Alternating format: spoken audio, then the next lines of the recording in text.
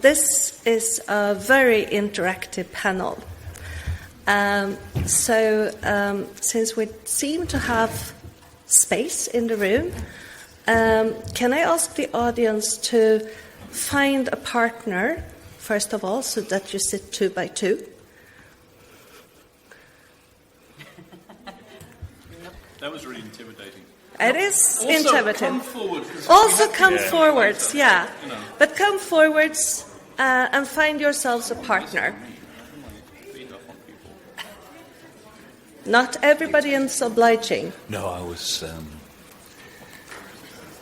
my wife was up for the weekend, so I got in touch with everyone that knew as stateless would be there with us before. And to really organise things for Friday, Saturday, Sunday, but some people said, oh, I can only do Wednesday. I thought, well, that's just me. And we actually ended up with having a cost project reunion. Just worked out that someone said, oh, I can only do Wednesday, and then at that point it pulled in all the people that had worked on that project. So I repeat this for the latecomers that try to sit 2 by 2 because we have plenty of space, so we can start by organizing ourselves 2 by 2, right? In the end, you're going to be 4 by 4. Categorizing people at time. I don't know how many days it takes me to remember that name. Okay, I think we should start. Hello, everybody. I will be your host today. My name is Annika Waern. I come from Uppsala University. And I'm here to organize a panel on the topic of moving towards a journal-centric publication model. Please sit down, come to the front, sit with a partner. So you sit 2 by 2.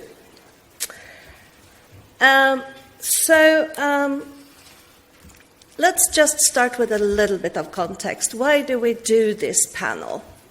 As you all know, the field of HCI, while not the field of IS, tends to be very conference-centric field in general. And outside of the computer science, this is quite unusual. So what we have seen over the last few years are various ways to mix proceedings publications with various forms of journal publications. So this panel is here to explore that a bit, listen into your experiences with publications, and hear what the experts who we hopefully have on the panel have to say about the topic. So our first speaker today will be Gilbert Cockton from Northumbria University. And I have your slides here, Gilbert, so you should probably come up. Yep, I was just... I am allowed to be on Facebook because I was doing some research on it this morning, just to add to...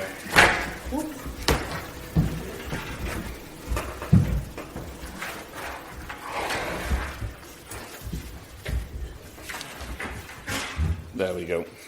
So, I'm not going to read out all this slide. I've done conferences, I've done journals, I've done book series. I also do a magazine at the moment, but we're not talking about those today.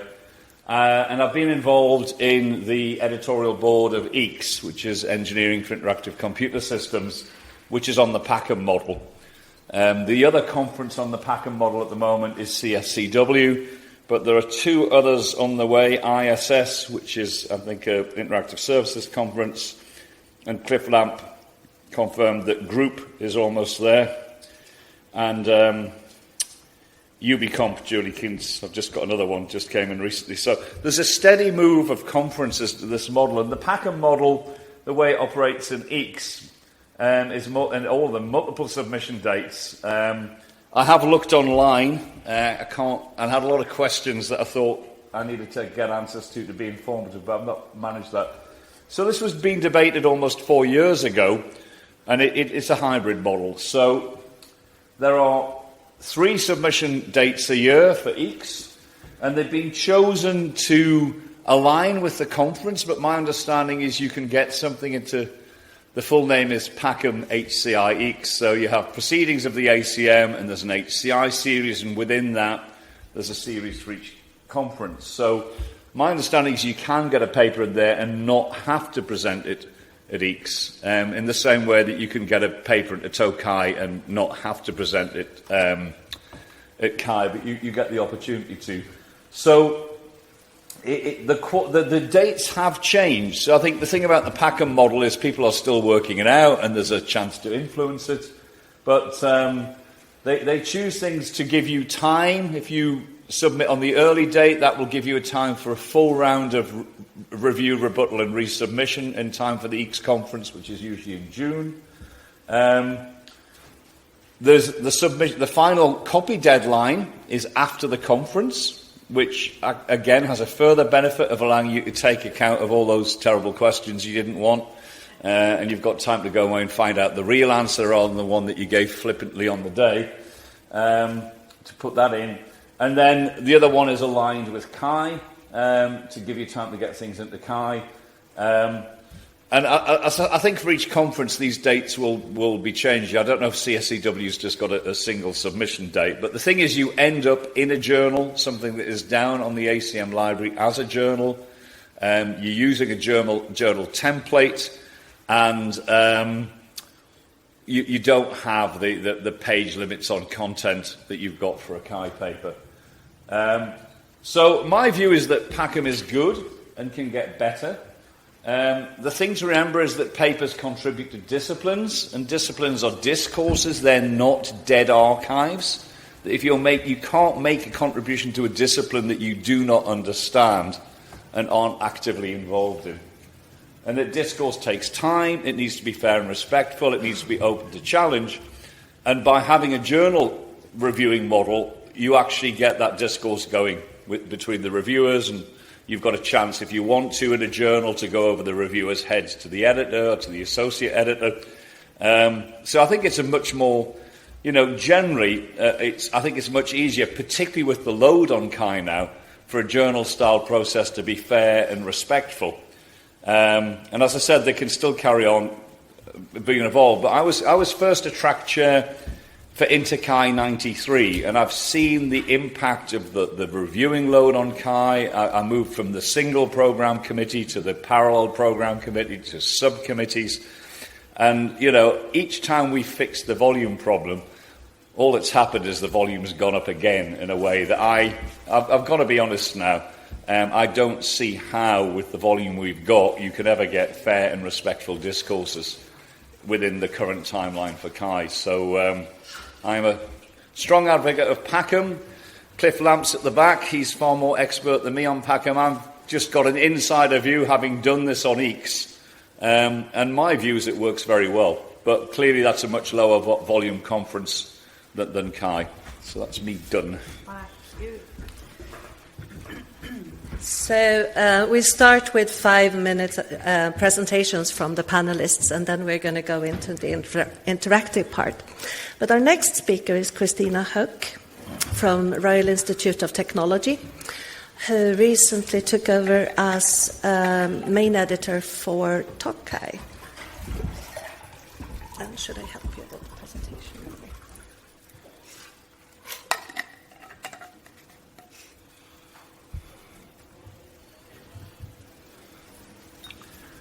It's on the other screen. Ja. På den andra skärmen. Ja, men vilken sida? Precis. Okay. You see what I'm doing? Där är den. Nej. Har jag den nu? Nej. It's a good thing we have our secret language. We can talk to one another. Can't you just somatize your presentation, Kaye? This is weird. Now that the mouse is completely gone, you might have to talk without slides, Kaye. Hang on. Can't you just duplicate? You can do it this way. Nej, här är den. Oj! Så, Ja. det här brukar hjälpa. How's So Julie the anyway? secret language is Swedish, in case you didn't understand it. You're looking well. Var ska den här despite vara? being negative, isn't Julie? Sorry. Is it the ballet? So, yes, well, it'll come, I guess. Is that Yes, there it is. Looking really odd. That's okay. So as Annika said, my name is Kristina Höök, and I'm a professor at KTH in Stockholm. I also recently took over being the editor-in-chief of TUCAI. I am still new on the job and just trying to figure out how it all works. So I'm not the perfect person to talk about how that is working and how it should be working. But what I wanted to say here was just talk a little bit about why we need all the different forms, which I guess is a typical Swedish answer. We need all of it, and we need to be agreeing. So just quickly a little bit about TUCAI in case you didn't know. Last year we published around 35 papers. The acceptance rate is really low. But that is because I've learned now, step by step, we get a bunch of papers that are just nothing to do with human-computer interaction. So I have to desk reject a bunch of them before we actually get to the ones that are relevant. So maybe the real acceptance rate is around maybe 16% or something like that. So it is a highly competitive journal, and the stuff that we get is really, really good. Once you publish in TUCAI, you can also present at Kaye, which is fantastic, so you get all the benefits. So, in my view, the reason, why you should publish in a journal is because we need the longer and deeper conversations as well. So I believe that we need the workshops, we need the conferences, we need the journals, and we need the books. We need the whole scale of stuff. And one of the reasons we do is because the whole system of Kaye, even though I can agree that it's not scaling, it still is an amazing system, an amazing machinery for teaching people from different parts of the world what is expected from a paper and a piece of research in the field of human-computer interaction. And human-computer interaction is everywhere because it has to be everywhere, all over the globe, in all sorts of contexts and so on. So there are reasons why the field is growing. Now, what Kaye provides is an amazing machinery for learning what is human-computer interaction. Through that review process, through first perhaps submitting for a workshop and then learning how to write a paper and so on, you level up in the system. TUCAI does not provide that. It's not a system that is going to be helpful and help you learn how to do stuff. It's when you come to the level that you produced really substantive results, that's when you come to TUCAI. So I think what we want and what I want to see at that level, with the more journal-centric perspective, is deeper conversations. And so one of the things I see, being Swedish, I get to evaluate people who come from different disciplines as part of figuring out whether they should get funding or not. And in all other disciplines, you'll have, as a young researcher, you'll have at least one synthesis paper, and that is not yet existing in our field as much. I think Jofish did this amazing thing where he made it possible for us to have more references in the Kaye papers, and so now we are seeing more literature studies, which is a form of synthesis work. But we're lacking that. We're lacking the deeper conversation where we can say what is going on in our field, what is the synthesis of stuff going on. And the other thing is engaging more deeply. So you do presentations here, you get one question maybe, that's it, right? So we need the deeper conversations, and I think a journal might be able to provide that. So we might change TUCAI to also have commentaries, so that you publish a paper and then you also publish the comments to that paper. Anyway, I love that HCI is interdisciplinary, that it's inclusive, but I also think we need to shape up a bit, and I think we need all the different levels to make that possible, so journals and conferences and workshops and books And then, of course, we need to care about sustainability, but I'm sure somebody else will talk about that more. Okay, so thank you.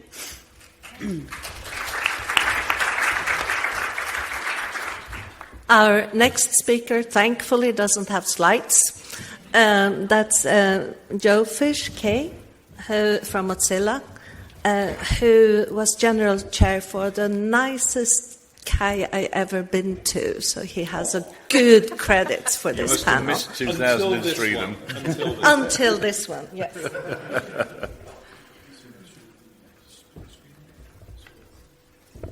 You can try to fix it while he's talking.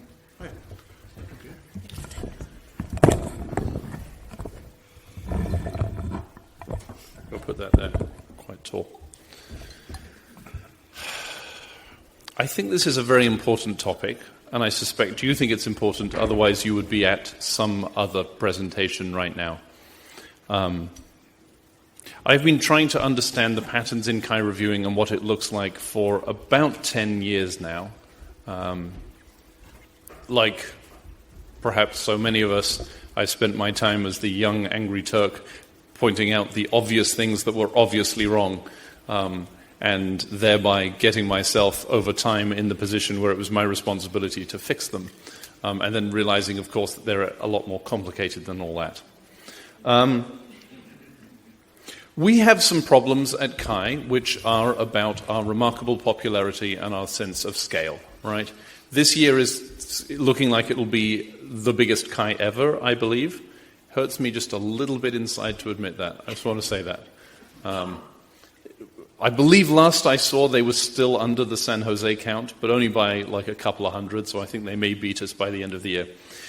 But we are a very, very large organization, and in particular, the way that we do work in this field makes it very difficult to scale, right? The fact that we have this whole notion of giving talks makes it very difficult for us to get rooms that we can fit in. There are only a certain number of conference centers in the world that that Kaye can fit in, right? It's not because we've got 4,000 people, it's because we've got 20 parallel tracks, right? You need to understand that that's the fundamental thing that makes Kaye difficult. And if you look at larger things, there's plenty of larger conferences out there, right? AAA, the AGU, the American Geophysical Union. AAA is, the American Anthropological Association. There's a whole, and they're at the sort of the 20,000 people thing. And they're doing, significant stuff. They don't have quite the same scale that we do, and they don't have quite the of parallel tracks, and they don't have quite the diversity of Kaye. And I'm really talking about the epistemological diversity, right? I love the fact that you can go next door and there's probably somebody talking about like animal-computer interaction and somebody who's beating touch screens for frogs or some shit, right? And then you go to the next one over and it's going to be someone who's doing Fitts law in virtual reality, like for ducks or something, like it's all over the place, right? That, in my mind, that epistemological diversity is the true strength. That is our fucking superpower, right? That means that you can come to Kaye and you can say, and I will pick on myself here, you can say, we should talk about smell. And people are like, yeah, actually that's pretty important. We should talk about finance. We should talk about sex. We should talk about these kind of topics that are crucially important, voice user interfaces, and all of those are valid topics. But those mean that we're going to get ourselves into trouble because it's just more stuff coming in, right? The challenge is therefore to embrace that diversity and yet move to models which let us mean that we can scale up in the way that we seem to be doing. As Gilbert was pointing out, we have this problem that as soon as we create more space in the system, we will grow to fill that space, right? If you say, well, okay, we're going to add, we're going to cut from 4 reviews down to 3 reviews, right? We will fill that space, right? We've got to stop doing stupid things. Reviewing workshops is really stupid, and if anyone asks you to review for a workshop, you say, no, that's stupid, because workshops are a curated thing, and should be curated, which means the chairs, unfortunately, have to, knuckle up, and they have to read through the proposals for 130 workshops and decide what workshops get in. But they should not get reviews, because that pisses in our very limited and valuable reviewer pool. So anyone says that, you send them to me, and I will beat them up. Is that clear?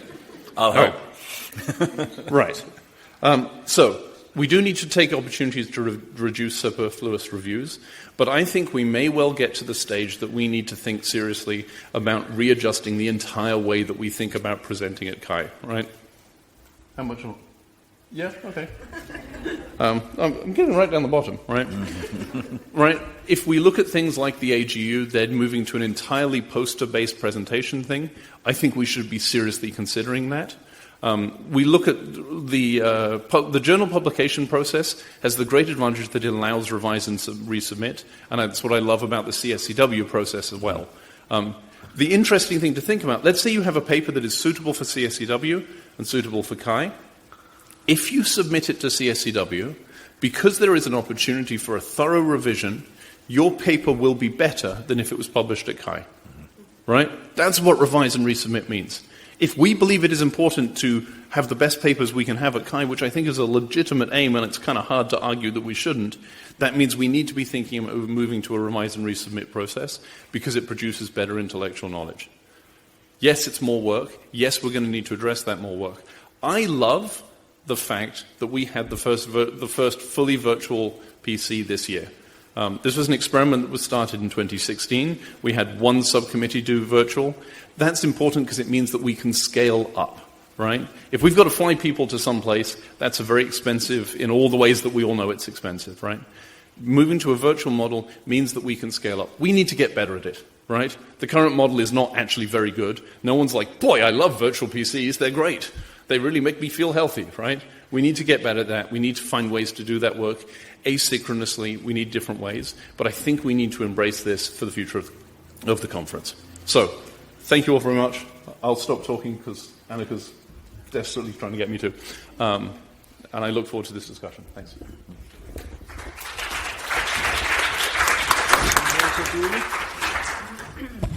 Our next speaker is Julie Williamson from University of Glasgow.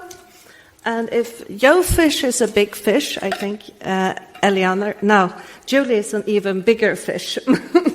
But you have to present yourself and your topic.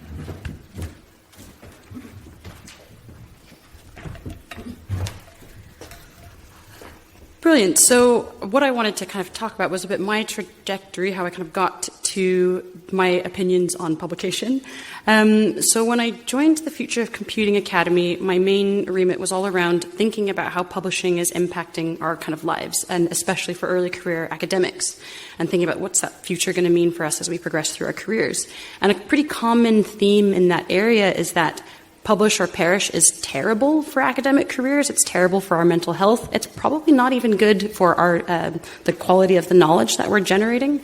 And I think there's a common kind of feeling around, do we publish too much? And how can we have, models that improve that? And so there's things that I really like when we think about career progression, where rather than looking at the length of paper of your CV, of your publications list, what are your top 4 publications? This is a really different way that we could measure, the quality of our work. And unfortunately, this requires a cultural change to do this. So that was a lot of the types of discussions that we had in the publications working group with the Future of Computing Academy.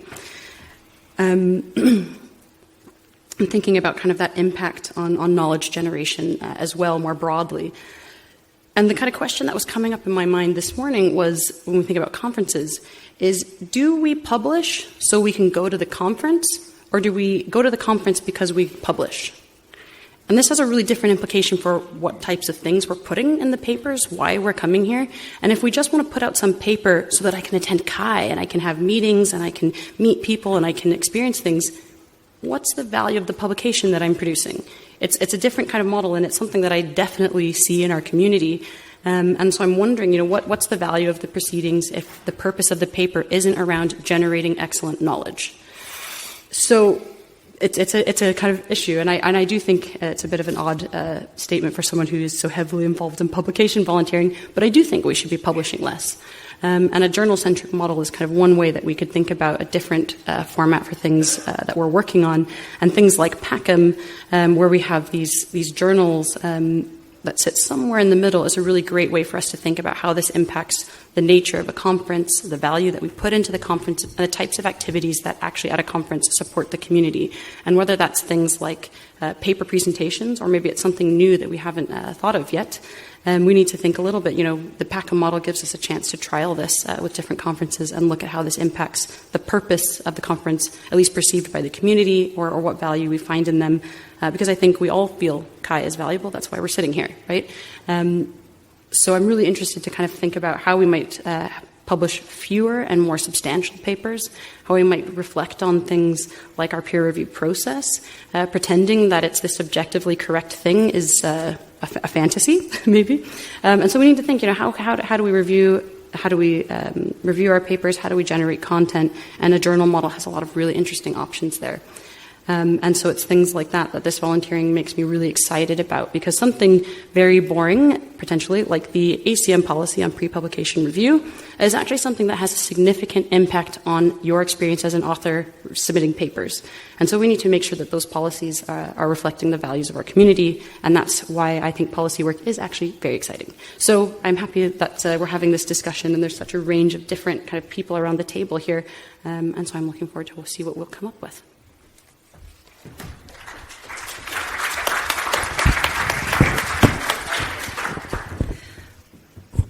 So the last speaker of this session is Eleanor Wynn. Now, Eleanor is unfortunately not able to join us today, so I will try to present her presentation and hope that I don't make too much of a mess of it. Eleanor is here to present a comparative study that they did on the historical data of publications in information systems and HCI. So on this slide you have the reference to the paper. So it's not a Kaye published paper, and it's an IS published paper, which tells you maybe a little bit where this is going. So this is a historical overview of the publication venues that you find in HCI and in IS. So in both of the subjects, we saw a large growth of publication venues in the 80s and early 90s. And some of them started to, at that time already, include qualitative work and critical theory. And so the rings here, the blue rings, represent outlets that that promoted qualitative research. But what we see is that in HCI, Kaye very soon grow into the major place of publications, and that might have affected that it took a little bit longer in HCI to start embracing both qualitative methods and critical theory. So what happened in IS, so both of these fields to some extent built on work on participatory design, growing out of work in the Nordic countries to a large extent with collaborations with labor movements. So the notion of socio-technical systems and participatory design and so on did come into both fields. But it came in much, much later in HCI. So the authors think that the organizational context might have had a contribution to that, because HCI is much more uniform than what IS is. In IS, there are publication venues that have which publish papers with quite a lot of impact, but are not the major publication outlets still. This is a little bit changing. So both of the fields have by now incorporated quite a lot of critical theory. But there is still a difference in how much the two fields are centralized. So in IAS, they work with what they call the basket of 8, which is 8 qualified journals, which are considered desirable to publish in, but there is a host of other journals as well. And only about 37% of the highly cited articles actually are published in these central journals. So there is a much wider span of publication venues. So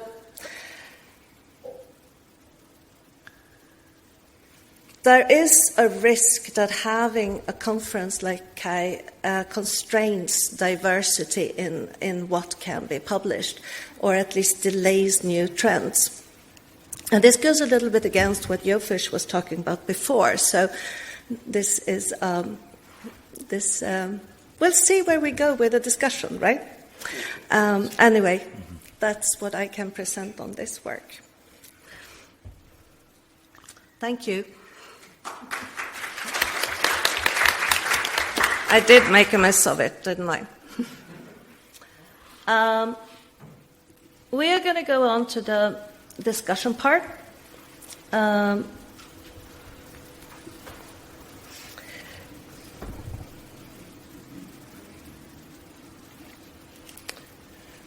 So we would like you to get ready to for discussions by now.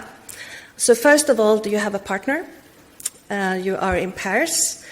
Now it's time to find another pair to have a discussion together with. And the best solution for this is that every second row turns around and finds another pair on the next row. Can we see if this can happen?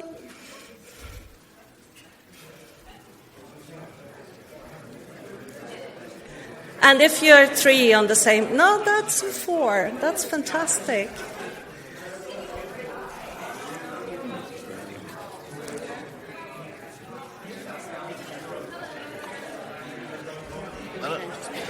I think we just have a little rest. I think this looks excellent. Do we have groups of 4? Don't start talking quite yet. Thank you. They get amazing stuff through. No discussion.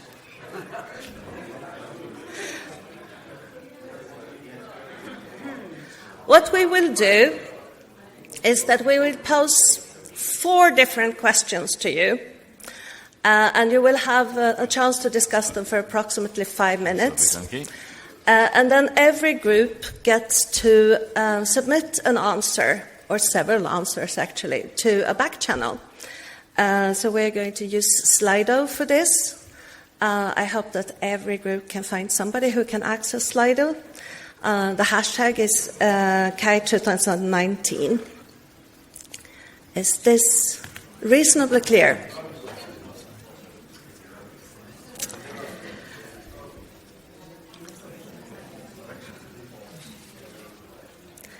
So I'm going to open the first question very, very soon.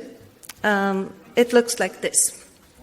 What are the main reasons for not to submitting to a conference, or for that matter, to a journal? And while you start discussion, I will open the back channel.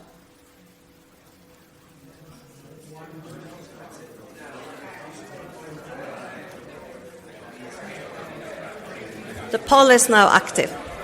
Did you go to the Kaye? I didn't know about it. I wouldn't have gone anyway because I had more than enough to do yesterday. But, and when I did look for it, I could find I could have got myself in no trouble. Particularly because I think she's completely wrong. That was nice. Yeah. It's not like I look at the IS work and I'm like, there is a paragon of intellectual diversity. I think we are repaired, Julie Barnes, knows it.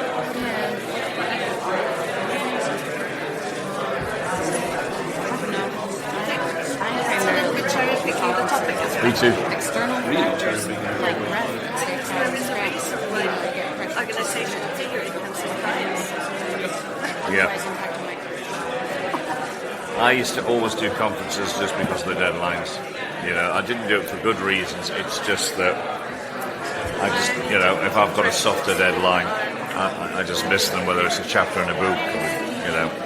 I've actually got very few journal papers, and I'm lucky. You know, I was in the early days of HCI, and you know, when the ref was RE was quite soft, I just didn't need this stuff. Excellent, yeah. And then, you know, when it got full publications from '96 onwards for the ref, you know, 3-4 page publications. And I don't have it much on my mobile. So you know, I've got to be honest, it was something I never thought about. Let's do it this way. I didn't have to. I was just lucky, you know. I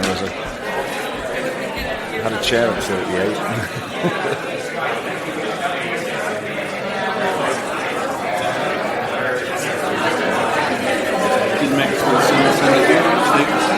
Yes.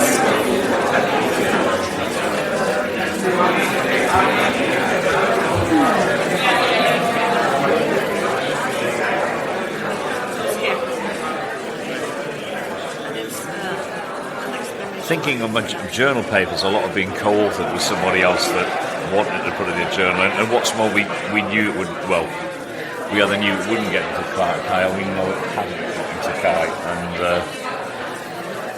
And the last one there didn't make it into Kaye 2010 maybe. Appalling reviewing. I was actually the subcommittee chair, and my other chair just gave it to the appalling. When they say I wouldn't have back after that, and we sent it to all her practitioner friends. And anyway, that is my second highest paper on citations per year. It's over 12. So for 8 years, it's had over 12 citations a year.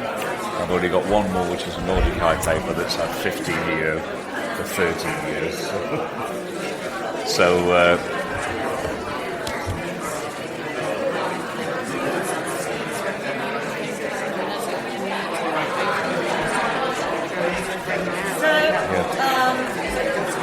It's time to start putting in your answers into Slido. Yeah.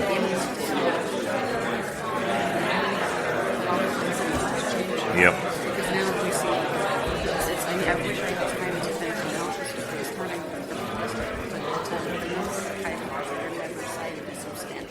Oh yes, I'm well aware of that. Yeah. And I wanted to have the exact number. Yeah. No, it's over 50%, isn't it? Yeah. That would be my estimate. Yeah.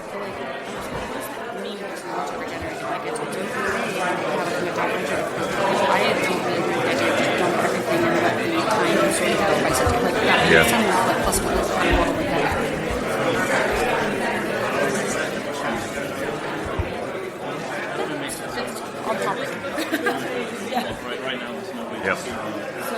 Oh, sorry. Where did you send the email to? I can't find it. Yeah, that's great, because I haven't got it.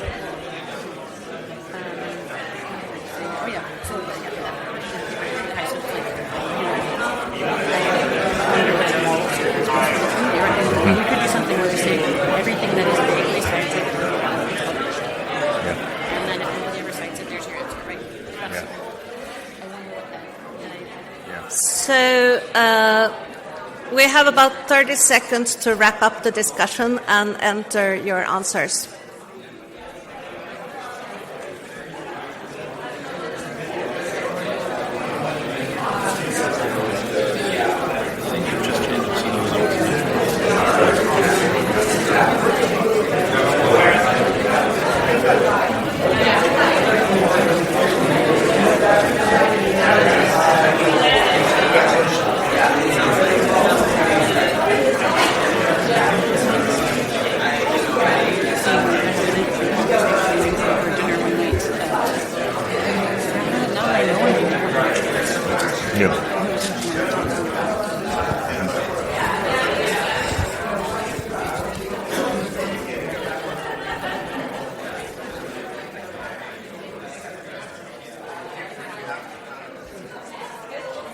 So thank you very much.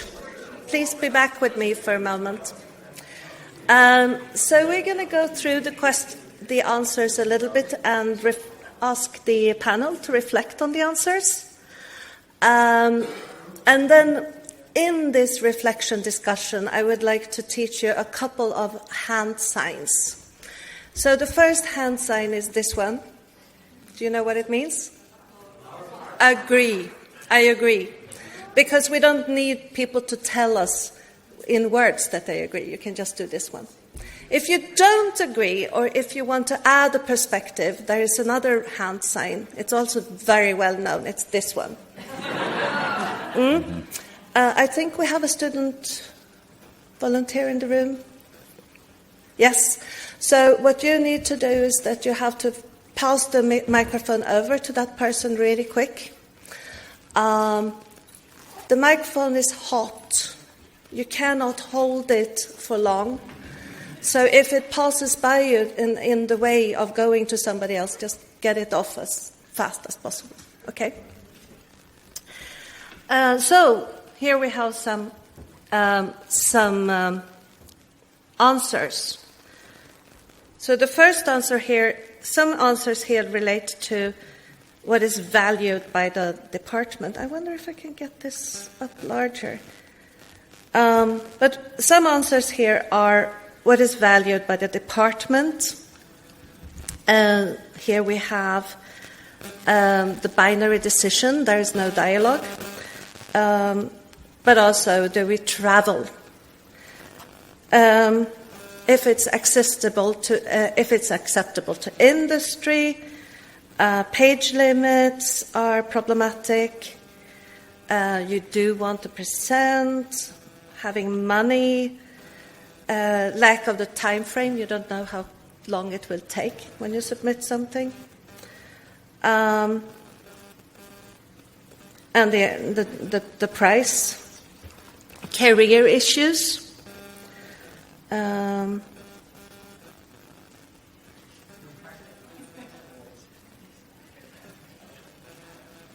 Nobody reads academic publications anyway. Page length. It's a 19th century mode of production that makes no sense in a highly networked world. So this, I guess, goes for both conferences or journals, I suppose.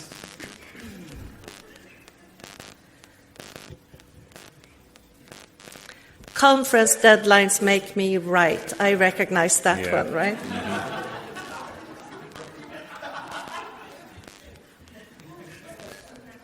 My work isn't good enough. Okay. So, could we have some comments from the panel on this question and the responses? Jofish, you're reading them? There's nothing I disagree with here, right? Like, I think there's nothing that anybody here will be surprised by, right? And I think that's one of the problems I have with this mode of discussion is that, like, I really don't think there's anything here that anyone's like, bullshit, it's not a 19th century mode of interaction, right?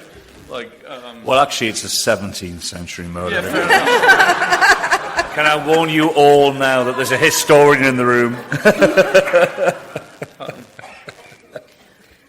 Well, there is one thing that I'm disagreeing with, and that the claim that journals are slow. So I think several of the journals have been working with this a lot. So Kaye, for example, is way faster. I was trying to look up the statistics. I couldn't find it now, but just submit and you'll see how fast we are. Especially for a desk reject, right? Tish. About that, I've got a submission that went in February, and I haven't heard anything yet, Kaye. Not true.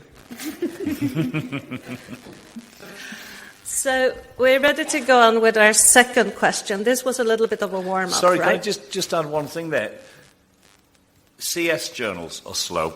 Again, when you talk to other colleagues, they just cannot believe. Even with the fast journals, because interaction with computers have a target of a 3-month turnaround, cannot believe how long the process takes. And a lot of that's down to us as a community. In other communities, people turn things around really quickly, but there are a hell of a lot of desk rejects in those communities as well, which is what also makes it easier. So, just to give you some numbers, we do 40% desk rejects at Kaye. So we do it there as well. So send it in. I'm happy to desk reject if that is what you need. Yeah, really quick. So let's now turn to the good papers, the interesting papers, the high-quality papers, the ones that make you change your line of direction of research. Where do you find them, and what is it that creates that quality? That's our second question. You see, it keeps swapping over. I keep getting it and losing it, but I never. The best I do is to get the question. Yeah. Yeah, I don't know. Well, that's an I think we're doing exactly. It is definitely Kaye 2019, not anything else. It looks like it is. There's nothing else on the. Oh, here we go. Polls. So yeah, but I can't see the answers.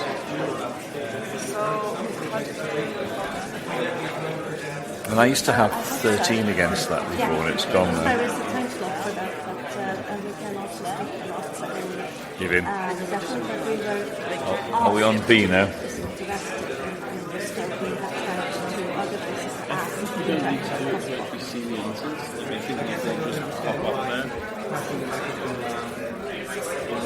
One different question here. Yeah, if you go to Slido and then go to Kaye 2019, you should look under polls. But we can do that. Yep. But I don't see the answer. Yeah, Okay.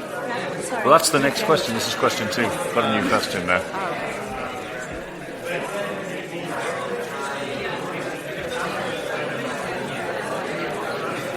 Put some stuff in there. So what Jofish did was he logged in as Stephen Brewster.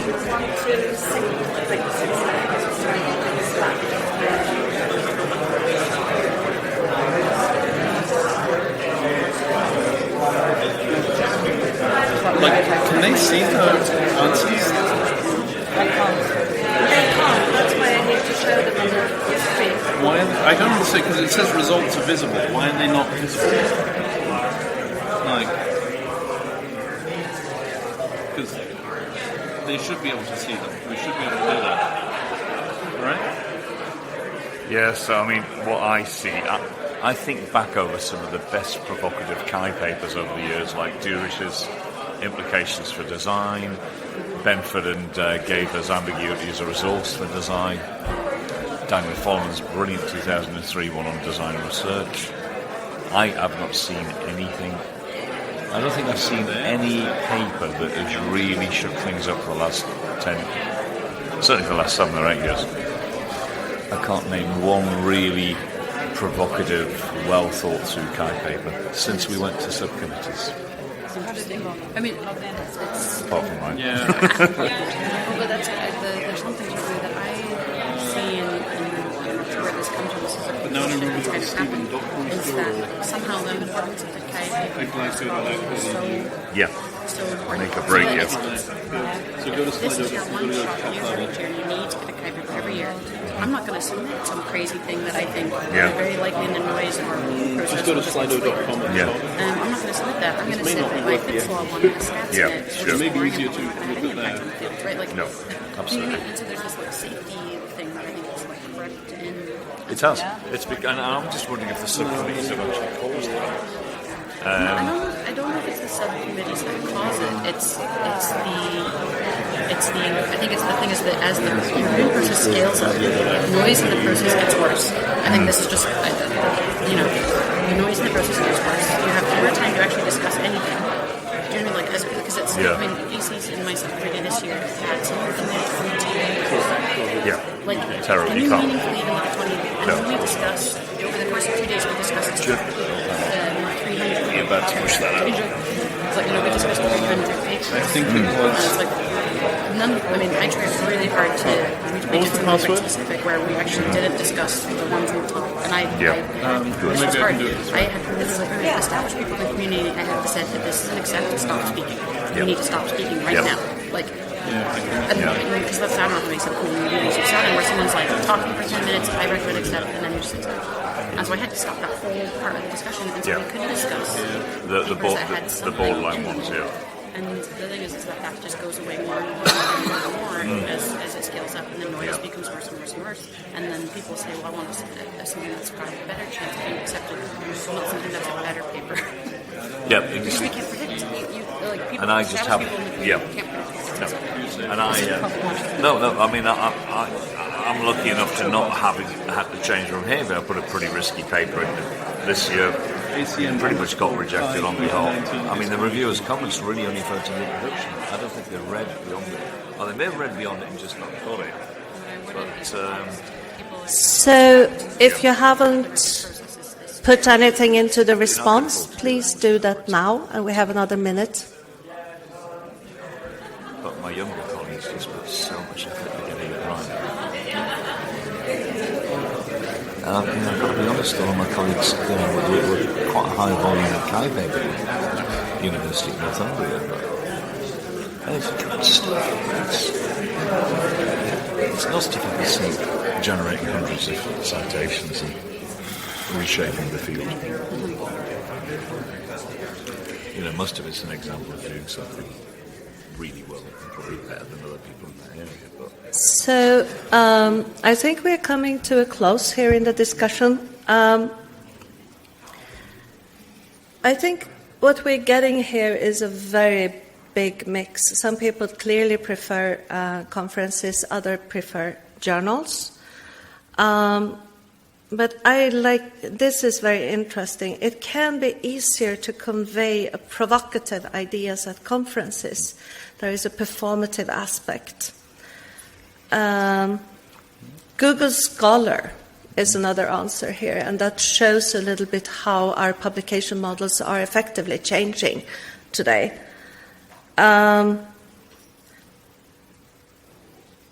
Social media is where we find them.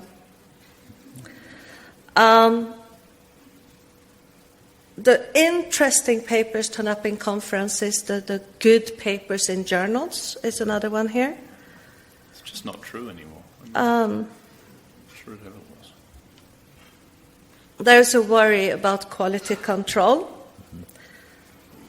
No difference. I think...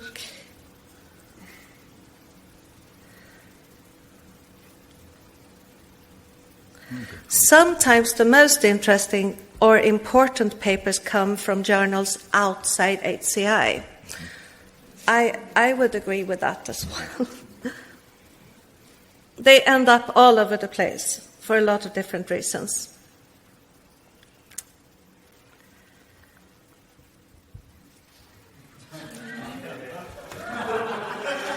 There is some really remarkable stuff that can't fit into other boxes.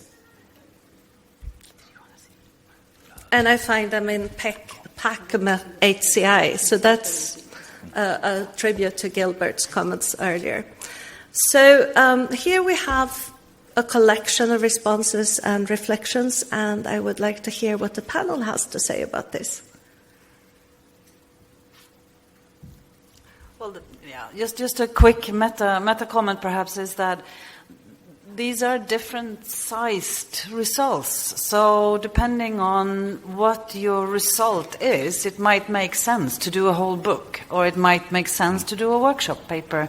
And what is most interesting depends on your research problem and what you're looking for. So I think there's a reason we have these different formats, and so they make sense. I think we're still not touching on the big issues here that we should be touching on. So one of them is we're being evaluated by people who do publish in journals. And so we are constantly worrying about this and trying to make up all these arguments as to why, this also counts, and so on and so on. And that is a problem. I don't know if we can solve that ourselves. And so I think journal-centric is going to be more and more important with the rest of the world inheriting from the UK, the REF evaluations and so on. And the other big thing that we're not touching on here is the sustainability, where a lot of us are going to go to Hawaii next year. It's going to be amazing, but it's also problematic, isn't it? So I think my perspective is just that, yes, we need all these formats. I don't know how to deal with the fact that the conference is a physical meeting. I don't know how to deal with the fact that it's not evaluated by others. to be as high esteem as journals. And then, that's nothing to do with the truth of whether a Kaye paper is better or so it might well be. Before we go on with the panel, I had a hand. Yeah, so this relates to the previous question in which people mentioned career-oriented things, right? That who's evaluating what counts. So if you have 20 conference publications, but they count for 0 when you're being evaluated, that's really an issue. And so the proceedings model that was discussed earlier as one of the ways to bridge that, I think is great, but one of the things that there's a distinction between the process and the term. So even if we use the journal type process, as long as you call it proceedings, those people evaluating are not going to know about or care about or look at the model that was followed to accept those papers. They're just going to treat it like conference proceedings. And so maybe we should also think about the terminology, not necessarily only the model. Mike's hot. Turn it to the next person. Do we have some comment from the panel? No? Yeah, so She's first. audience. She was first. She was before you by about 30 seconds. So.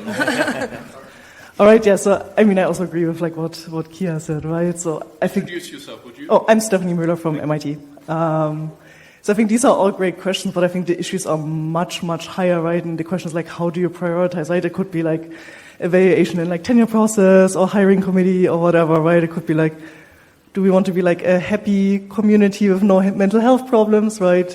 It's super stressful. I'm a junior faculty member, right? Twice a year I have a chance to submit to Kaye and then to WIST again. And then 4 months later, I'm poof, right? And you get the long list of rejects and maybe or maybe not. It's so stressful for the PhD students, as you all know. Other questions is sustainability, right? Do we want to be a sustainable community? So we cannot make it work for everything. So the question is what's the 1, 2, 3 priority list? And I actually just learned that I think until this century, the word priorities actually did not exist. There was just priority, right? So the question is, what's the priority? And then I think those sub-questions kind of roll from there. So I'm not sure if we can agree as a 3,000 people community, what's the one thing that's really, really, really important, and then work from there. Or, if it has to be on the level of, is it these smaller things, is this better versus this or so? I know we have more comments, so... Yeah, we'll take one from the panel in between. Cool. So, this was something that Gilbert and I were talking about in the break here, and we're thinking about the content of the publication and the impact for your career and these types of things, is that there's a number of cultural issues with the conference model that make it very difficult to take any kind of risk. And so that is that your one chance per year.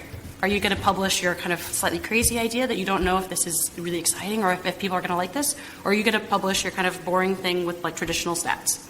That looks great and has no scientific flaws and probably will get into Kaye. So that there's a lot of different things like that. As the process scales up, more noise gets injected into the review process, which also discourages risk. And so there's all these kind of things that mean that this content is probably very different from other models. And that was a specific comment, I think, about your mental health and the stress around these deadlines. It has all these knock-on effects for the actual quality of the knowledge that we're producing. Yes. I think I don't come to Kaye because of the papers. I come because I meet people, and only a conference can facilitate that, the networking that happens. And in a way, I meet interesting people because most people who come to Kaye have a paper at Kaye, and that's their entry ticket, so they get the money to come to Kaye. So the quality of the conference has to be high in order that the people we meet are interesting. And that's a conundrum that's really hard to solve in any other way, which I would love to do because I hate traveling all over the world all the time. But still, it's the meeting of people and it's the networking and it's the things that come from that networking that make Kaye so interesting for me. We have one more comment and then I think we'll go on. Can I just comment briefly on that? I love Kaye, I love coming here and I love meeting people and so on, but I'm repeatedly told by people who come from less wealthy institutions, that is also problematic because not everybody can go. And so that's also an issue. And I was just looking at the data for Kaye about where we get papers from. And we get papers from all over the world, but the ones we accept are basically from the Western world. And so there is an issue here also with fostering HCI research in other countries, and since they cannot afford always to go to conferences, they will not learn how we express ourselves, and there is a particular style of expressing a Kaye paper. It's almost like poetry sometimes. And if you don't know how to do that, you're not going to be accepted. And so there's also a problem with that attitude. We'll take one more comment, and then we'll go to the next question, and then we're going to have a general discussion. But I want one question more in before that. Thanks so much. Michael Muller, IBM Research. We old folks can choose our publication venue thinking, well, people know who we are, and we'll get our chances, and we've already formed our networks. I think for students, it's a different proposition, and students... or people who are just starting out, people who are just post-student, people who come to the early career symposium, for example, are still making their networks. And so I think I'm trying to say the importance of conference or journal, and I'm not sure it's sensible to talk about that as a binary choice, but the relative importance of venue may shift depending upon where we are in our career. And conferences may be extremely important for people who are starting out. I'm not starting out. But I meet a lot of people here who are, and I'm really happy that I get to meet them and talk with them. So it's also good for me as a old white guy to meet all these diverse people who are trying to find their way. And so that's a thing to think about conferences too. We don't publish for only one reason. We publish for a zillion reasons, and those reasons matter beyond the quality of the work or the turnaround time. Thank you for my opportunity to give you a sermon. To reply to that, I mean, I think there's this overwhelming thing that we're hearing that we should think about how to make actionable, which is Julie's point about decoupling acceptance from attendance, right? Mm-hmm. This is clearly the wrong solution we've got right now. In particular, I just did a little bit of math on last year's papers. I don't happen to have this year's on my machine yet. John Vines had 9 papers last year. I love John. He's a super smart dude. Is that the right model that John should have 9 papers, right? Like, that's a lot of work that went into that, and he's got a lot of co-authors, and he's a really smart guy. Niels Hens also had 9, but I know John better, so I thought I'd pick on him more.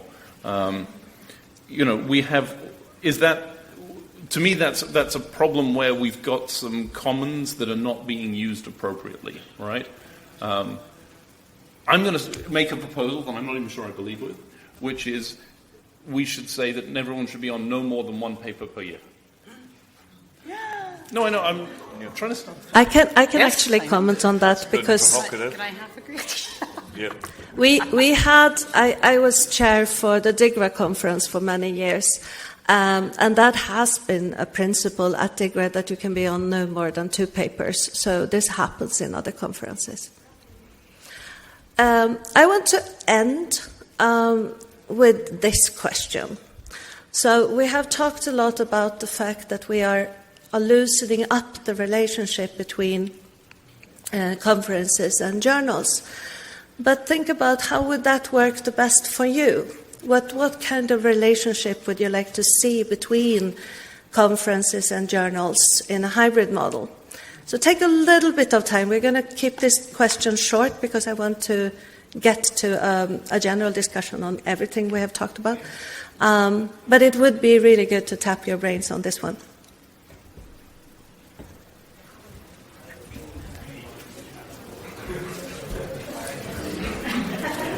They just keep losing stuff, it's weird. Connections, body, I don't know. Let's think. Cancel all conference proceedings. Make everything open access. Let conferences support themselves through IT, not publication. You see, that's what happens in other disciplines. Yeah. You present the poster, and no one is thinking that you're going there to present a prestigious paper that will, you're going to the conference. And in other disciplines, these things are rigidly separated, and we've got them all mixed up in CS. Yes. Oh, and it's led to strange I think that's a good idea to where, skip for the example, way we try. it's a non-profit organization. Yeah. People perceive it as a pay-to-publish model because the conference is so tightly coupled. Yeah. And actually, like, idealistically, like, that is a wildly different type of organization. Like, ACM is not Springer. This is, and yet the perception in the community is they define that this is indifferential. Yeah. And which is very problematic, I think, in my view. So, yeah, that was the good conversation. Sweet things like that was the reason we were talking about. Like, we just canceled all conferences. Yeah. I don't think it feels community. No. I mean, we couldn't do Pack that the model is a overnight. lame. No. But if we started to change what we thought the purpose of conferences I mean, it's perfect. Come on. I'm glad it's in there. I'm glad it's in there because Well, there are it's like disciplines where there is never thing there that isn't builds on. proceedings. You go and read a paper, but it's a paper that you're actually, writing for somewhere else, and that it's work in progress. So we have two pack answers, so now I want to look for other answers. Close to the mark. I mean, certainly for EECS it's been a good model. I know it's a small conference, but it means that, you get 2 to 4 papers per quarter, and EECS only runs 3 quarters as an editorial board member, which you can do a good job on. Yeah, I mean, I think that's the other. If enough of the conferences would buy into the Hacker model, then you would have this much more continuous feeling thing as well. So you can run the reviews as normal stuff, but then you have this, like imagine if all the specialized conferences were there, you would have, Hacker HCI, and then you're going to the specialized conference, not how to present that work. You're getting so much more out of it, and then it has the status thing. So Hacker HCI will have an impact on it. And so the journal people who are getting all excited about journals, like, is that metric now fits? So it's not that it's like just in name only, it's in name and process, and then supplying the metrics that other communities believe in, even if we don't think they're valuable. I mean, I can do, that means I would do on the, because there's only 3 quarters, 6 to 12 years. I've never been anywhere near 12. I've actually been nearer to 6, probably 8 at the most. Which isn't far off an AC load at Kaye, but it's... Well, but the loads have just become insane now. Yeah, I've not done anything since 2011. Well, that's what I'm saying. So, ACs are making 20. All of them? Yeah. Oh, I thought when you said that you meant some of them. No, I mean, the average was like 18. Yeah, but and still... several of them had 20. That's ridiculous. And that's what I'm saying. It's like, it's a fantasy to think that we're delivering the same review process that we used to. You're not at all. And what I was trying to find was to find out the sort of ranking of the top Kaye papers, and I was really wondering if there's anything... So you have 1 more minute to enter your answers.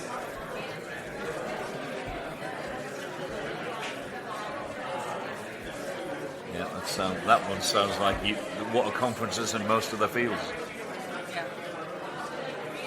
I've thought of charging for submissions, but then that would hit the poor. But that's capitalism, Pete. That's the whole point of capitalism, is hit the poor. We're just joining as well. Maybe we charge for submissions by completing reviews. So you get, if you do 5 reviews, you get 1 submission. Which has its own problems, obviously. But I like the idea of things based on volunteering activity. Like a barter system, an exchange system. For some reason I need to do this to make it update.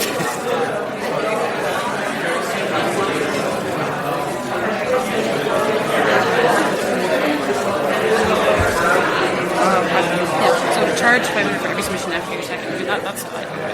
You can imagine everybody can one. So let's wrap up this highly creative exercise. The PACMA model has come up a couple of times in the responses, but there was one I really didn't understand. I need a clarification of that one. But let's look at what we have here. So several people have... So one is to make meta-reviews public. So this is a way of basically teaching people why these papers come in, basically, what was said about them in the conference. That's a really interesting. Conferences should be 100% karaoke. I can go with that. Sorry now. Sorry now. So we can't trust people to review, so we have to find other models. We need ways to work collaboratively on problems and publish in that way. That's a really interesting model that I haven't seen tried. Fast review, year-round submission, no obligation to attend conference. That's also an interesting. I wonder what would happen. That shares some characteristics with the Packer model. Yep, yes. absolutely. Yeah. Charge for too many submissions. So rather than limiting people to a number of missions, charge them. Well, okay. So rich institutions will. Yeah. And then you just take yourself off the grad student. No talks, move to a poster-based session. That's also to promote discussion and meetings, I suppose. And regional conferences is another one that has come out. Push everything through Top Kaye or Kaye Journal or IGCS. I would disagree with that. Or interacting with computers. Don't we need a larger set of journals? Okay, so you've seen roughly what the answers are here. Do we have comments from the panel to start with? Karaoke, yay. Yeah, but the idea that we don't present papers but rather have poster sessions or other ways of discussing the work. I actually think that this is where we will go with Kaye, because we have too many papers, and so we are going to end up in a situation where only certain papers will be presented and all the other ones will be posters, I think, because it's not working otherwise. And I really like the thing that journal papers get a potential spot in the highlight, so that we are also posters. The journal papers are posters because we need to see them as well in the whole understanding of what's going on. So I like that. I like that idea. Yeah, I mean, it's an example that reminded me of ICMI, which is one of the conferences that I am part of. And they have a single set of proceedings, but half of them roughly are posters and half of them are paper presentations. But in the printed, I mean, that's not really meaningful. In the proceedings that you can find online, there's no distinguishing marks to say that this was poster or anything. So it really is already very decoupling how it's presented from how it appears as a research artifact. And it works well in that community. And actually, we should probably do some analysis of citation rates and things to show that actually this is working. I think so.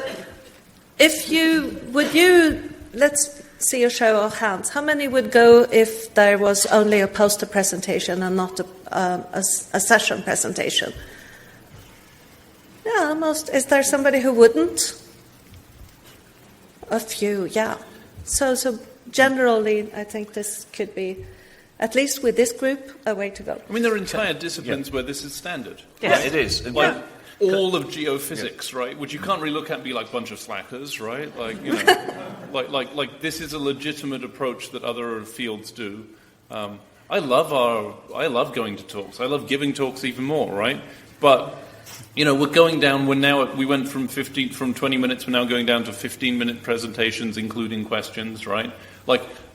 You can follow lines on a graph, right? Like follow it down, and it pretty quickly it intersects that axis at some point, and then we're doing posters, right?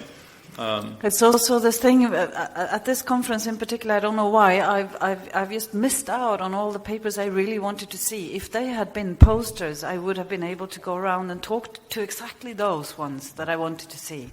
Oh, Annika.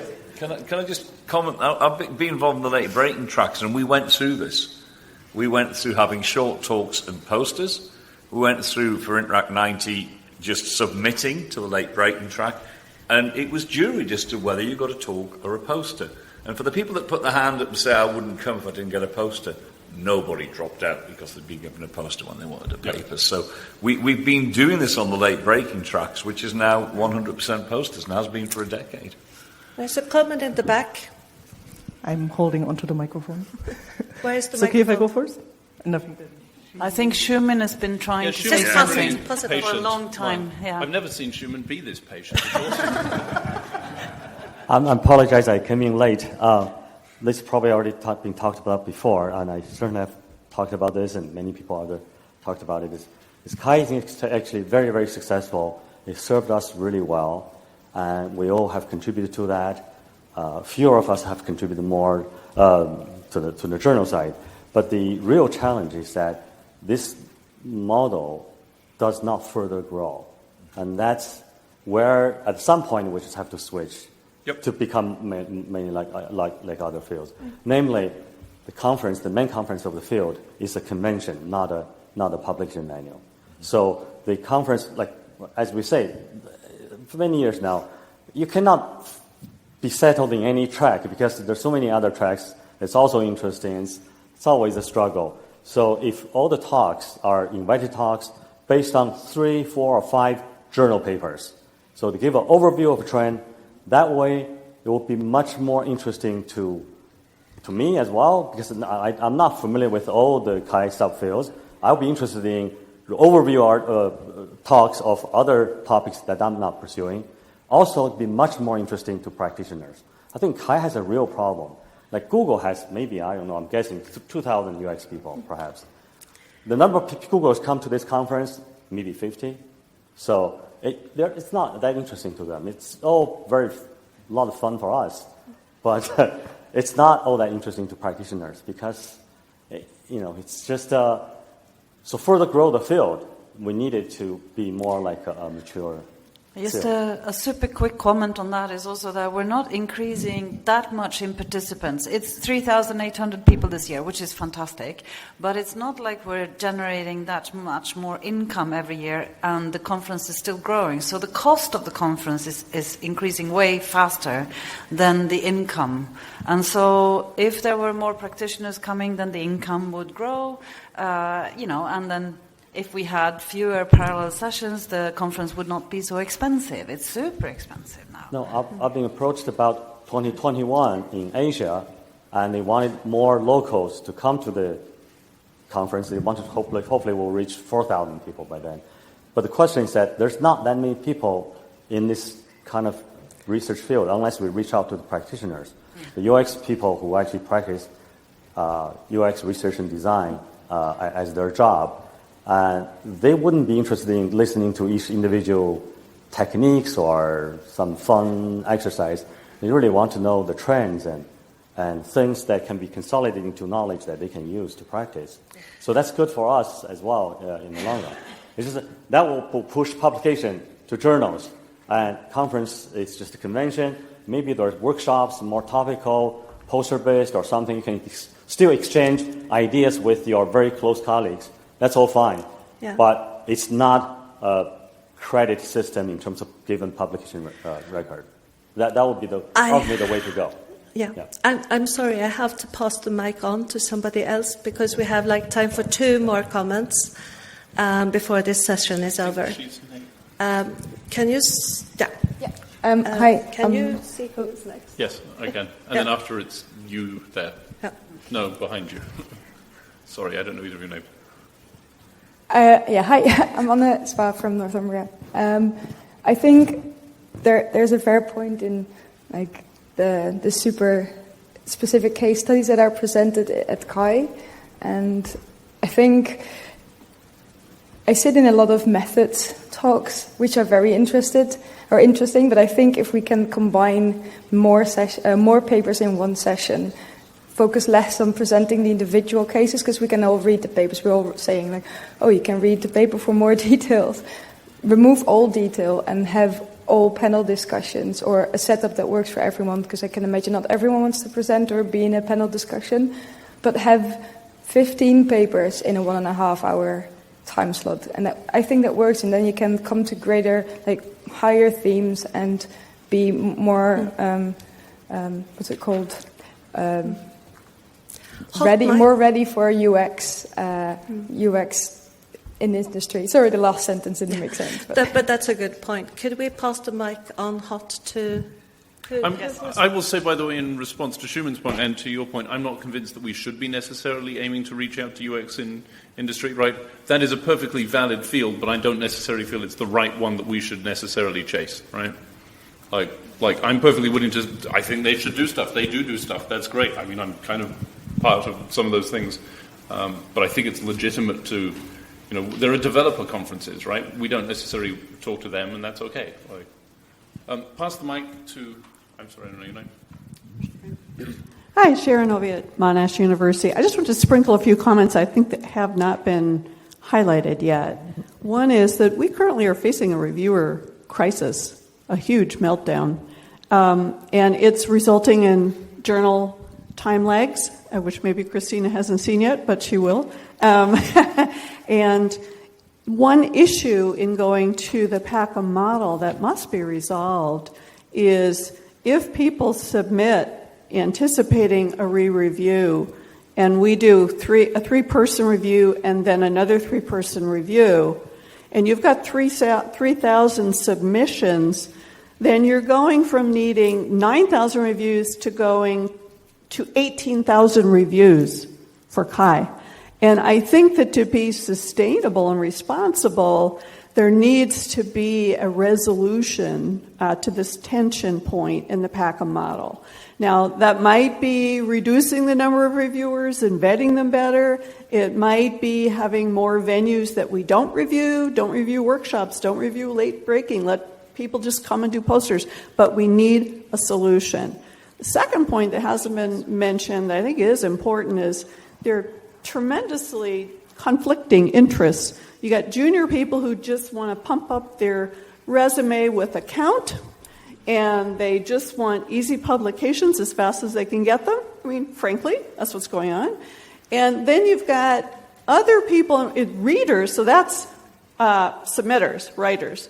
But you have readers who want the reviews, the meta-reviews, the synthetic papers, and those are the ones that they're learning and going into new areas and so forth. So there's a huge discrepancy between what authors and readers want. And so, I mean, there do need to be different options for that reason. But thank you very much. We are over time, so we need to close the session. I want to thank everybody who has participated, and that goes for everybody in the room.